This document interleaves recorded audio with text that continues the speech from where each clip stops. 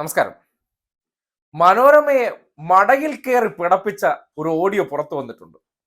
Audio എങ്ങനെ? ലൈവായിട്ട് മുഖ്യമന്ത്രിയുടെ വാർത്താ സമ്മേളനം പുറത്തു വന്നതിന് ശേഷം കോൺഗ്രസ്സുകാരെ പോലെ തന്നെ പിടിവിട്ടു അല്ലെങ്കിൽ റിലേ വിട്ടവരാണല്ലോ മനോരമ. അങ്ങനെയാണ് ഒന്നും ഇല്ലാത്തത് കൊണ്ട് ജനങ്ങളെ കൊണ്ടൊരു കുത്തിത്തിരിപ്പ് ഉണ്ടാക്കാം എന്നുള്ള നിലയ്ക്കും കോൺഗ്രസ്സുകാർക്ക് പിടിവള്ളി ഒരുക്കാം എന്നുള്ള നിലയ്ക്ക് മനോരമ ഇന്നലെ ഫണ്ട് എവിടെ എന്ന രീതിയിൽ പൊതുജനങ്ങളുടെ ഒരു ഫോൺ ഇൻ പരിപാടി വെച്ചു. അതിൽ ആരാണ് വിളിക്കാൻ സാധ്യത? കോൺഗ്രസ്സുകാരുടെ മാനസികമായി ഉണ്ടായിരിക്കുന്ന ഫ്രസ്ട്രേഷൻ പറഞ്ഞു തീർക്കാൻ വേണ്ടിയും ജനങ്ങൾക്ക് മുന്നിൽ പരമാവധി നുണ എത്തിക്കാൻ വേണ്ടിയുള്ള തന്ത്രമായിരുന്നു. അവിടേക്കാണ് ഒരു ഫോൺ കോൾ വന്നത്. വിനീത ഭാവത്തിൽ തുടങ്ങി മനോരമയുടെ ആ സ്ഥാപകന്റെ കല്ലറ പൊളിച്ച് അതിനകത്തിട്ട് തുമ്മിക്കുന്ന ഒരു അവസ്ഥ ഉണ്ടായി എന്ന് പറയുന്ന ഒരു പ്രതികരണമായി പോയി എന്ന് പറയാതിരിക്കാൻ നിവർത്തിയില്ല. പ്രേക്ഷകൻ ഇപ്പോൾ കൊച്ചിയിൽ നിന്ന് വിളിക്കുന്നുണ്ട്. അദ്ദേഹത്തിന്റെ പേര്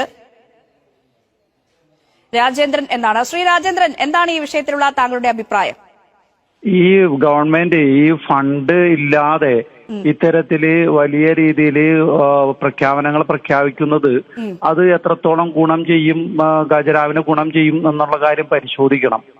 അപ്പൊ ഇതിനാകെ ഇനിയൊരു പ്രതിവിധി ഉള്ളത്, പണ്ട് കോട്ടയത്ത് ഒരു വലിയ ബാങ്ക് കൊള്ള നടത്തിയിട്ടുള്ള ഒരു വലിയൊരു പത്രമുതലാളിയുണ്ട്. അദ്ദേഹത്തിന്റെ കയ്യിൽ ആ ബാങ്ക് കൊള്ള നടത്തിയ ആ പൈസ കൂടുതലുണ്ടെങ്കിൽ കുറച്ച് ഈ ഗവൺമെന്റിന് കൊടുത്ത് അവരെ സംരക്ഷിച്ച് സഹായിക്കാൻ പറ്റുന്ന കാര്യങ്ങൾ ചെയ്യും. നിങ്ങൾക്ക് നാണമാവൂലേ ഈ ഒരു ചാനൽ ഇതുപോലുള്ള ഒരു ചർച്ച നടത്താനായിട്ട്? തന്തയ്ക്ക് വിളി കേൾക്കാൻ ഓരോരോ കാരണങ്ങൾ എന്ന് പറയും പോലെയാണ് മനോരമയുടെ അവസ്ഥ. അതായത് ഈ കോൺഗ്രസ്സുകാർക്ക് വേണ്ടി പണിയെടുത്തുകൊണ്ടിരിക്കുകയാണ്. അവരുടെ മാമൻ മാപ്പിള തന്നെ ഒരു CPM അല്ലെങ്കിൽ ഇടതുപക്ഷ സർക്കാർ അധികാരത്തിൽ വന്നാൽ വിഷം കുടിച്ച് ആത്മഹത്യ ചെയ്യുമെന്ന് പ്രഖ്യാപിച്ചിരുന്ന വ്യക്തിയാണ്. പക്ഷേ നിർഭാഗ്യവശാൽ സർക്കാർ അധികാരത്തിൽ വരുന്നതിന് മുന്നേ അദ്ദേഹത്തിന്റെ കണ്ണടഞ്ഞു പോകുന്ന സാഹചര്യം എത്തി. അങ്ങനെയുള്ള വ്യക്തിയുടെ പിൻതലമുറക്കാർക്ക് നാട്ടുകാർ കൊടുക്കുന്ന സമ്മാനമാണ് ഈ കാണുന്നത്. അതായത് അന്ന് പ്രഖ്യാപിച്ച വ്യക്തിയെ ഇന്നും അനുസ്മരിക്കുകയാണ്. എങ്ങനെ? അദ്ദേഹത്തിന് ഒരു ബാങ്ക് കൊള്ളക്കാരനായിട്ടൊക്കെ ഈ നാട് ഇന്ന് അനുസ്മരിക്കുന്നുണ്ടെങ്കിൽ എന്തുകൊണ്ടായിരിക്കും ആ രീതിയിലൊക്കെ പറയേണ്ടി വരുന്നത്? ഈ കയ്യിലിരിപ്പ് മോശമാണെങ്കിൽ അത് പലതരത്തിലുള്ള കാര്യങ്ങൾ ഇതുപോലെ കേൾക്കേണ്ടി വരും. എന്തായാലും മനോരമയുടെ മടയിൽ കയറി പൊട്ടിച്ച ആ വ്യക്തി, അദ്ദേഹത്തിന്റെ ആ പ്രതികരണം ഇപ്പോൾ സോഷ്യൽ മീഡിയയിൽ വമ്പൻ ഹിറ്റായി മാറിയിട്ടുണ്ട്. എങ്ങനെ ഹിറ്റാകാതിരിക്കും? ഒരു ജനകീയ പദ്ധതി പ്രഖ്യാപിച്ചതിന് ശേഷം അത് നടപ്പാകില്ല എങ്കിൽ ഈ ഫണ്ട് എവിടെ എന്ന് ചോദിച്ചാൽ യാതൊരു പ്രശ്നവുമില്ല. പക്ഷേ നടപ്പാക്കേണ്ട സമയം അടുത്തു വരുന്നു. അത് നടപ്പാക്കിയില്ലെങ്കിൽ ഈ ചോദ്യം ഉന്നയിക്കൽ അർത്ഥമുണ്ട്. പക്ഷേ ഫണ്ട് എവിടെയെന്ന് മനോരമയെ ബോധ്യപ്പെടുത്തിയിരിക്കണമെന്നുള്ള ചില തിട്ടൂരങ്ങൾ അതിന് തൽക്കാലം സൗകര്യപ്പെടില്ല. മനോരമയെ കണക്ക് കാണിച്ചിട്ട് ഇവിടെ കാര്യങ്ങൾ ചെയ്യേണ്ട ഒരു ഗതികേടും ഇവിടത്തെ സർക്കാരിന് വന്നിട്ടില്ല.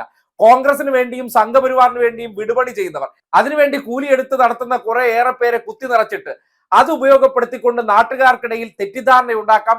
ഈ പ്രഖ്യാപിച്ച ജനകീയ പദ്ധതികളുടെ ഇമേജ് ഇടിച്ചു കളയാമെന്ന് കരുതിയിരുന്നിടത്താണ് നാട്ടുകാർ അല്ലെങ്കിൽ പൊതുജനം വിളിച്ച് തന്നെ അവതരിപ്പിക്കാൻ നിൽക്കുന്നവരുടെ പോലും കരണം പുകയ്ക്കുന്ന രീതിയിലുള്ള മറുപടി കൊടുക്കുന്നത്. എന്താണ് അതിൽ നിന്ന് മനസ്സിലാക്കേണ്ടത്? നാട്ടുകാർക്ക് നന്മ ഉണ്ടായാൽ പോലും അതിനിടയിൽ ഒരു കുത്തിത്തിരിപ്പ് ഉണ്ടാക്കാൻ പറ്റൂ. ആ പ്രഖ്യാപിച്ചത് ജനം ഏറ്റെടുക്കുന്നു എന്ന് കാണുമ്പോൾ അതിനിടയിലേക്ക് വിഷം കുത്തിവെക്കാൻ ഇറങ്ങി പുറപ്പെട്ടതായിരുന്നു ആ ജനകീയ ഫോണിൻ പരിപാടി. എന്ത് വേണം?